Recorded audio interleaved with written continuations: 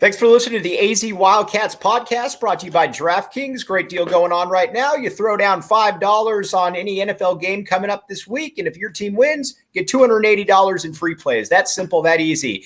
All right, joined by ex-ASU point guard, current ASU color commentator, living the life, Mr. Kyle Dodd. Hello, Kyle. How you doing, my man? I'm good, man. I can't wait to join you here and have some fun and dive deep into this rivalry. I know it's a fun one, and I have a lot of fun with it, as you guys all know. So I'm excited to be on with you. Oh yeah, first and foremost. So how'd you get the current gig? Obviously, you played at ASU. So now, and you're living the life, being able to talk about the team that you played for. How'd that all come about? Well, I moved back to Orange County after I got done playing. I was doing some coaching. And then I moved back out to Phoenix to take over a basketball academy that was run by Russ Pennell, who was going down to U of A to work with Lute. So I had an opportunity to come in and run a training facility. And while I was starting that, one of my former teammates, Brad Nara, was the color analyst, and he had to leave for a big boy job. And the opening was there, and they asked me, and I was like, yeah, I mean, do I have to audition or, what? And they're like, no, I mean, if you want to do it, we know you can talk hoops. So I've been doing it 11 years, and it's a blast because I can still stay around the program, but I don't wear the wins and losses quite as much as I did as a player or a coach when I was there. And it's been fun. Right. All right. So let's talk about first and foremost, and then we're going to go down memory lane a lot because a lot of fun stuff to bounce off you. But all right, Arizona ASU coming up this week. ASU is a team that, under Bobby Hurley, I think it's fair to say, been kind of schizophrenic, some really high highs, some really, low lows. This year's team right now, what are the for ASU to win this game, to be competitive, what needs to go right for the Sun Devils? It sounds crazy when I say this all the time, but it's as simple as making shots. I mean, right. Shooting the basketball it's no secret, hasn't been a strength of this team. I think it's a contagious thing. I mean, early on, they started off not shooting it well, and I think they're pressing a little bit. You're also trying to incorporate so many new players into a year that's, again, a little bit disrupted like last year, and it's been an adjustment. It's been hard for the guys, and we obviously know how talented Arizona is, and they're clearly back, and I think it's going to take a extremely good effort from the Devils to go into McHale and get a win on Saturday. When I look at this ASU team, the one guy that it seems to kind of be the bellwether for them is Marion Jackson. If he plays well, then they've got a chance. But it's kind of, he's up and down. And then you look at the rest of the roster. Jalen Graham was a kid that I liked a lot out of high school. He might not have developed quite like the way that I thought, but between him and Gaffney, I mean, you've got some decent. You get the 5-star big man you brought in. There's some decent talent up there. I mean, it's not like you go in and say, all right, well, we're playing Grand Canyon. I mean, there's some legitimate talent there. Yeah, it's been weird because, like I said, there's college basketball in a sense has turned into a little bit of free agency, and when you bring in 9 new bodies, only a couple freshmen, and you look at what these guys did other places. You're right. I mean, Marion Jackson was the player of the year in the MAC, and I know it's a transferring, he's transferring up, but averaging 18 points a game, and Gaffney and Mohammed, played at Ohio State, and a lot of these guys, are good basketball players and talented basketball players, and for whatever reason, it's been a little bit of a struggle, getting them on the same page. Coach Hurley's tried a little bit of everything, and at times they've played some really good basketball, but it's been tough, especially, as you guys know down there, the COVID situation. I mean, Right. I'm just ready for a normal season to happen, and it's getting there, but it's been tough. You know, Hurley, from an outsider perspective, is an interesting coach because he's got an easy pitch, and that, you know, you come here, we're going to run, we're going to get up and down. I mean, you know, you look at it last year, you bring in a guy like a Josh Christopher, you bring in a Marcus Bagley. There are guys that want to play in that system. What has held ASU back from reaching that next level, I guess? Yeah, I mean, it looked like we were headed in that direction. 3 straight years. We have 20-win seasons, which, you know, just unprecedented. ASU hadn't happened in, I think, like 60 years. And, you know, that third year we were probably, you know, making the third straight NCAA tournament. And you bring in a monster recruiting class with Josh Christopher and Bagley. Remy decides to come back, and then the world shuts down, you know. And, right.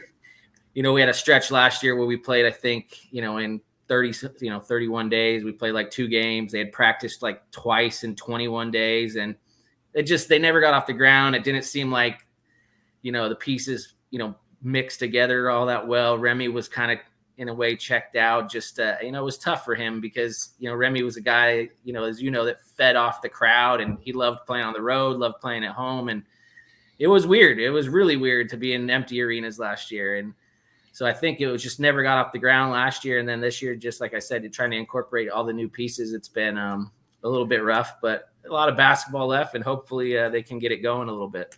Yeah, so we obviously got Arizona ASU coming in. Arizona's coming off a tough loss, obviously, last night against UCLA right there. A game where, you know, anybody that watched it, Kirk Kriisa didn't play well. Azuolas Tubelis didn't play well. Mathurin, nobody really played well. Yeah. That's I always feel for the team that's kind of on the lesser end of the talent stick when a game like that happens. If I'm ASU, I'm almost wishing that Arizona had won that game. So you're kind of coming in maybe a little bit higher than that. Yeah. Whereas you're probably going to get an incredibly motivated Arizona team this coming Saturday. Yeah, it's something we always talked about, you know, as a player, and then, you know, just being around the program. There is the Arizona factor, especially when you're the traveling partner with us. So there was times when, you know, Oregon would come in on Thursday and just shoot the lights out and upset Arizona. And then on Saturday they'd lay an egg and we'd pound them, you know, I remember playing on some mediocre teams that would beat up on good teams on the weekend because, you know, they invested so much energy in Arizona on Thursday, or vice versa. You know, Arizona, you know, or you know that you get pounded by U of A on a Thursday, and you know you can't get swept at home. So, you know, all your effort goes focused to ASU. So it was always interesting to see how the dynamics, play out with the rivalry. And then, yeah, you're right. I think, you know, Arizona, that wasn't a great showing last night, but we all know I fully expect U of A to come back and put it on them. And Mikhail, to be honest with you, because I think just they didn't make shots last night. It was just everybody was cold, and every all happened at the same time too. All right. I wanted to, a big part of this, I wanted to go down memory lane because you played at a time at ASU where it was an interesting time for ASU and certainly an interesting time for Arizona as well. First of all, you kind of come in, obviously don't play for Bill Frieder, but you still got some of the players that are kind of the residue there. You've got Rob Evans. Your first year, you get in there and you got Eddie House. Yep. And Eddie House, for my money, is about as good a Pac-12 or Pac-10 scorer as I've ever seen. And as you were messaging me back and forth a little bit, you were able to combine for 63 points with him there, Kyle. Yeah. I tell that's my my big claim to fame. I tell people all the time I combined with Eddie for 64 at Cal one game. He had 61, I had 3. So it was a great performance by us in that game. But yeah, Eddie was great, man. I still talk to him to this day. Great friend. It was the easiest job I ever had as a point guard. Honestly, it was, I used to joke. I'm like, man, we ran the give and go, man, the old school give and go, give it to Eddie and go the hell away, man. Right. But it was fun senior season for him and freshman season for us. We were Coach Evans' first recruiting class and got a chance to play with Eddie, and it was great. All right. I wanted to ask you about for my money, and Arizona's had a lot of obviously really good teams. For my money, 2001 is the best team in school history here? I know it was a little bit disjointed that year, but just a refresher. You have Jason Gardner, you got Gilbert Arenas, Richard Jefferson, Michael Wright, Lauren Woods, Luke Walton coming off the bench. Just from your time watching Arizona, watching the Pac-12, where does that team rank for you? And being on the court against them, what was that like? Yeah, it was that team was incredibly talented, and the Pac-10 those days was loaded. I mean, Arizona had 5-6 pros every year. UCLA had 4 or 5. Oregon was good with Ridnour, Luke Jackson. USC had Sam Clancy, Scalabrini, all those guys. And, we had some decent teams that finished 5th or 6th because the top of the league was just too good. And those Arizona teams, I mean, when you're bringing Luke off the bench and some of these guys that, Michael Wright to me was one of the better players I ever played against. That his game didn't obviously equate to an NBA star, but man, that dude was a load down there. And I just remember walking into the arena sometimes, watching them warm up and going how are we going to do this tonight? Right. And I guess that's where, that's where the bad blood started for me with I know everybody probably wants to hear about the Luke Walton fight, but we could get to that later. Yeah. We'll definitely get to that one in a few minutes, but all right. So you're going against Jason Gardner pretty much all 4 years, if I'm not mistaken. All 4 years. Yep. Yeah. What was it like going against him as a competitor right there? He was a beast, man. I mean, you could not ever lose sight of him or relax for 1 second because he just didn't miss open shots. And he was so creative and so crafty. And he was strong. And I tell people, I'm like, his freshman year, he was the second best guard in the country, arguably the best guard in the country next to Jay Williams at Duke. Right. I mean, he was that good and, ended up staying all 4 years. And I mean, Jason had an unbelievable career, but he was, by far, I mean, one of the top 3 or 4 players I ever had to guard, in my time playing college basketball. He was incredible. And I got to know him a little bit, obviously playing against him for all those years. You earn a little bit of a, respect and a bond, towards your later years, probably the last couple of games. But, and then when I was in the college slam dunk contest, the Final Four slam dunk contest, he was in the Final Four 3-point contest. So we got to hang out in New Orleans for, a couple of days or a week. And I got a chance to spend some time with him. And that's what's fun, man. It's so heated and it's so crazy. And, I say so many stupid things about this rivalry, but it's really deep down. Like when you get away from the court, we used to play with those guys in the summer. We used to have, we had fun. So it was a great time. Did you see when obviously you got to play against Gilbert for 2 years? Did you see Gilbert becoming the pro that he did where, before everything derailed, he's putting up 30 points a game and flirting with being the leading scorer in the world? Yeah, I mean, I knew he was good. I think it's kind of a lot like Harden. I mean, you knew he was really good in college, but I don't know that I thought he was going to be dropping 60 at the Staples Center like Gilbert did that one night and torching, Kobe and the Lakers. He was elite when he was in the league at his top level. And, he had a heck of a career. Okay, well, let's talk a little bit about the Pac-12 now as a whole compared to when you were playing, because I think you hit the nail on the head right there. When you guys were playing, you had 3-4 teams that were always kind of top 10 entities. And then for the last, 5-10 years, it seems like there's been one good team in the conference. Sometimes there's been, why is the consistency fallen off to where there's not 3 teams, at least in the last 10 years, that you could always count on there, Kyle? Yeah, I don't know. I mean, it's weird because it's kind of the landscape of college basketball has changed, obviously. And the West Coast, I mean, it's not like, some of those SEC schools where they're selling out and getting big crowds. I mean, really outside of McHale, some of these buildings that used to be great. And that's why I laughed last night.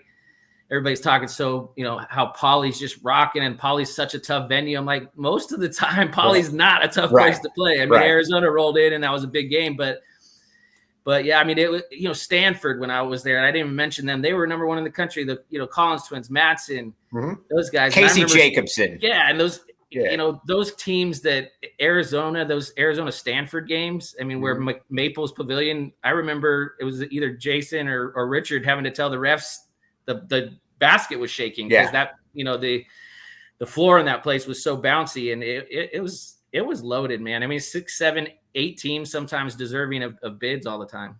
All right.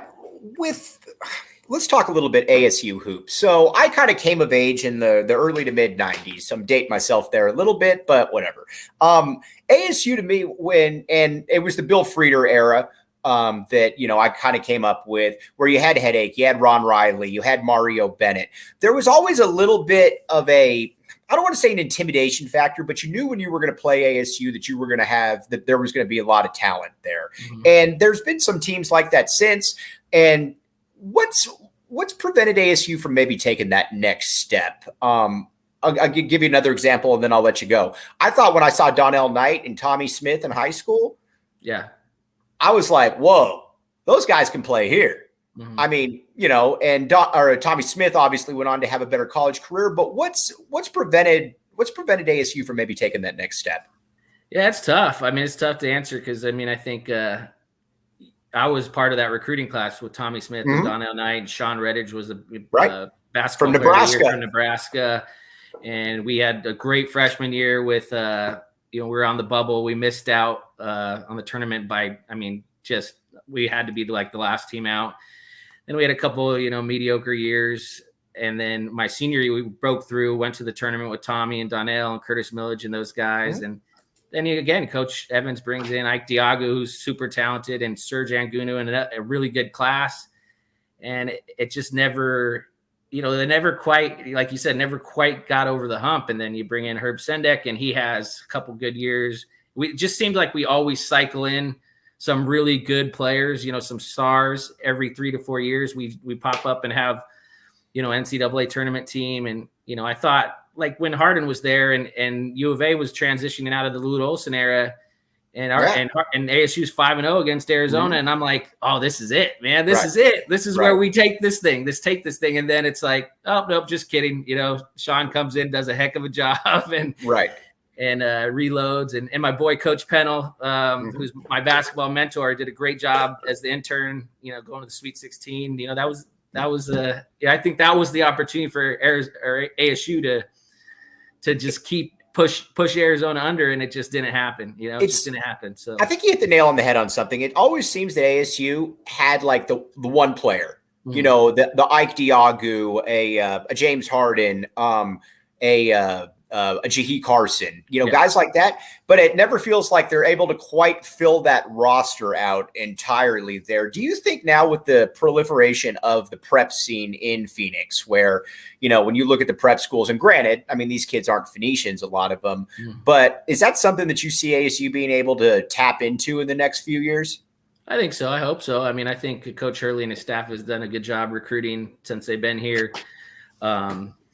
In general, but I hope that they can get some stars. And you mentioned it early, who wouldn't really want to play in a system as free as Bobby's is? He gives his players a lot of freedom. They always seem to play hard. And, I was, super, super excited when he was hired. And, I know it's been a couple of tough years, but I still believe in Coach Hurley and his staff. And I hope that one day it gets to a point where it's like, we split every season and we all hate each other. And it's no fun when, I know it's probably fun for you guys. Like I went 1-8 in my career against U of A. So I don't know why people hate me so much, right?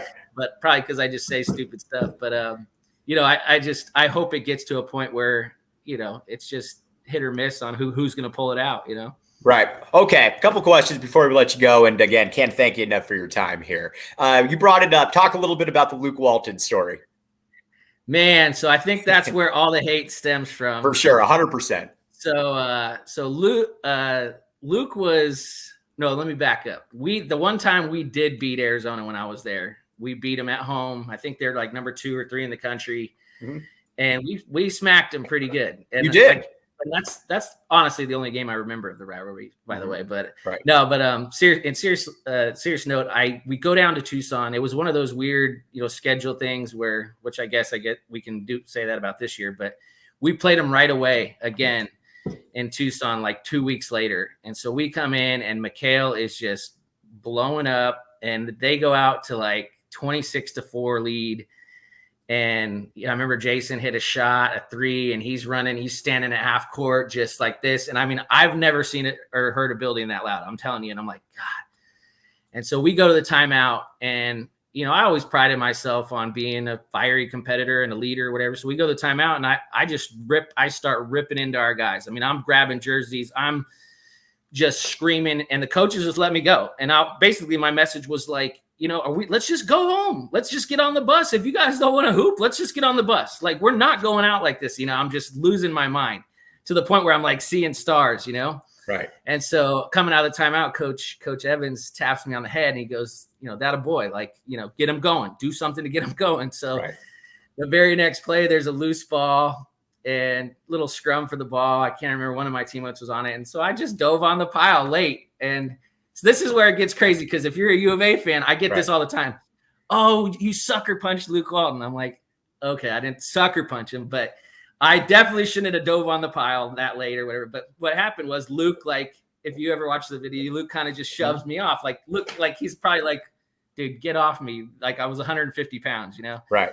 And it's like, get off me, like, and I just started flailing and swinging. And, I don't even think I ever connected, but I was just flailing my arms around. And I remember coming to the bench and one of my teammates was like, dude, what is wrong with you? Right. And I'm like, I'm good, man. I'm good. And then they come on and say I've been ejected. And so then for the next 2 years, man, every time I touched the ball, the U of A crowd booed me. It's like, even if I just caught to swing it, like, boo, real quick. And so that's kind of where I think I've still voted like one of the most hated, top 5 most hated in McHale Center or something. It's like the dude that stepped on Buttinger's face. Yeah. From and then Houston, it's like Nate Robinson, Don. It's the other ones are like NBA Hall of Famers, and then me. So I'm like, look at it this way, Kyle. It's good company to have. Yeah. So I have, and I just I have fun with it, because honestly, I hit a game-winning shot at ASU my freshman year. When I see people, they don't remember that. I had some good games. High assist games or tournament games. Nobody ever talks to me about that. The first thing, if they remember that I played, the first thing they ask me about is the little scuffle with Walton. So I'm like, whatever. I guess that sums up my career, but it was fun, For sure. All right, before we let you go, my man, give me a prediction, and from a expert perspective, what should the average fan be looking for in the game on Saturday? I think, as we all know, anything could happen in rivalry games. And I sure know that both teams are going to be hungry. Obviously Bobby's teams, from my perspective, always play hard. I think they're going to come in and scrap and claw and try to do, a little bit of everything to try to just, junk it up and make it a game. And I know U of A is going to come back hungry and ready to make a statement to the pack and to their rivals. So I think it's going to be it'll be a heated game and a fun game. I think the big key is for Arizona State is keeping Arizona off the boards. I mean, even just watching last night, I know they missed a lot of shots, but I mean, man, you guys are long and you guys play hard, you play fast. It's a fun brand of basketball. If it wasn't Arizona, I probably would really, really cheer for a team like that in college basketball, but obviously I can't do that. I've only cheered for U of A one time in my life, and that's when my boy Kyle Fogg was playing. Oh, Kyle Fogg. Oh, for sure. All right, Kyle. Another Kyle. Kyle, appreciate your time, my man. Yeah. And again, this has been a blast. Always give anybody props coming on here from the ASU side. So again, dude, thanks again. Really appreciate you. No, anytime, guys, and I hope to see a lot of you guys out there on Saturday. And feel free to give it to me. I don't care. Right. I know I deserve it. So. Oh, we travel. Yeah. Yes, you do. All right. Thanks again, Kyle. Appreciate you, buddy. All right. Have a good one. All right. Thanks again. Yeah.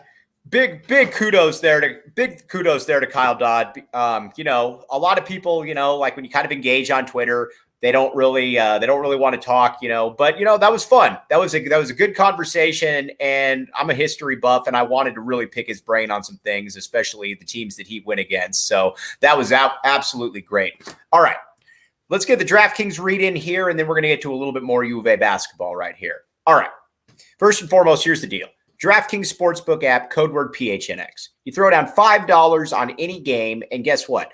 If that NFL team hits, you get $280 in free plays. That simple, that easy. You can do whatever you want then with the $280. Bet it anywhere you want on, obviously, the DraftKings Sportsbook app. Now, remember, this is for new customers only. Eligibility restrictions do apply.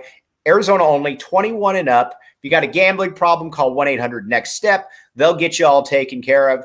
And like I said, this is the time that you want to be betting because, again, everybody's going to be watching. This is Championship Sunday, and these two teams are going to be heading to the Super Bowl. So it's going to be incredibly fun to be able to watch these games, especially if you got a little bit of money on it. So, make that one happen right there. All right. Arizona ASU has always been fascinating to me for a variety of reasons. First and foremost, obviously, you look at it, Arizona basketball has been one of the top 15 programs, in the nation.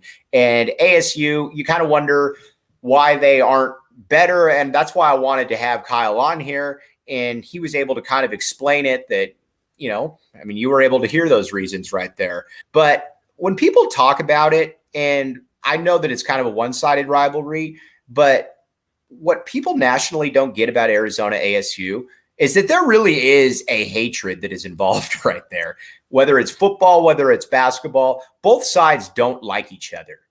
And that's not something that you can really fake. Like, you get some people that try to make a rivalry, especially with conference expansion. You try to, I'll give you an idea. You try to turn Nebraska and Iowa into a rivalry. Okay. You're right next to each other, but, whatever. I don't think that anybody cares too much about that one. So it's hard to really make something natural like that. Arizona ASU is natural. It is that one right there. Both sides don't like each other. And whenever one side feels that they're going to get the upper hand, that's when the other side starts getting a little bit uncomfortable. And Kyle talked about it right there that, when they were able to win 5 straight against the U of A, he's thinking, okay, we got this one. And then obviously things have turned there. But, right now, Arizona coming off the tough loss to UCLA right there. I wouldn't want to be ASU on the other side of this game because I think you're going to get an incredibly motivated Arizona basketball team right here. And as we've seen before, this Arizona team, when they get going and they're able to really talk about, they're really able to, play against a team that's a little bit overmatched, they become big problems right there. And I think that's what makes this team unique. So I would look for a big time victory right here. And obviously we'll have that all covered right here. One thing though, again, need to remind all of you, DraftKings Sportsbook app, code word PHNX.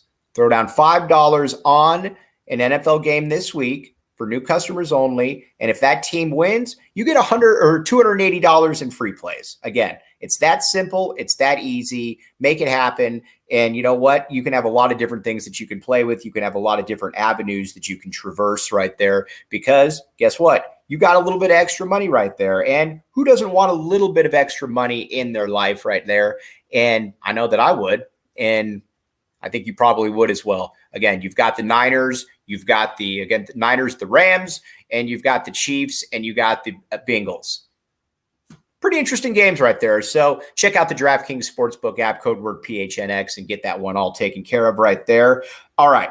Now, one other read, and then we're going to get to a little bit of preview, a little bit of U of A football because we got a bunch of big stuff coming up right here. Now, obviously, this is from the Arizona Department of Health Services. Children 5 and older are now eligible for the COVID-19 vaccine. The vaccine is the best tool we have to reduce the chances of getting sick with COVID-19. The COVID-19 vaccine can reduce the risk of being hospitalized or dying from the disease. It's safe, it's free, it's highly effective. COVID-19 vaccines are available throughout Arizona. Visit azhealth.gov/find vaccine for a location near you. We all know somebody that's been affected by COVID-19. If you can, try to get the vaccine there because this is something that I think, can really benefit a lot of people. And again, so if you can make that work, hop on there again. It's down to children that are 5 and older right now. All right. Got a lot of stuff coming up. We're going to be on tomorrow with Dave Hickey. Got a lot of questions to ask Dave. Dave's one of my favorite people. Dave knows that. I'm really looking forward to that one. Football, Friday, a lot of stuff. All the newcomers, all the recruits, this is the time that Jed Fish is going to be talking about them, talking about maybe some NILs, talking about this recruiting class as a whole.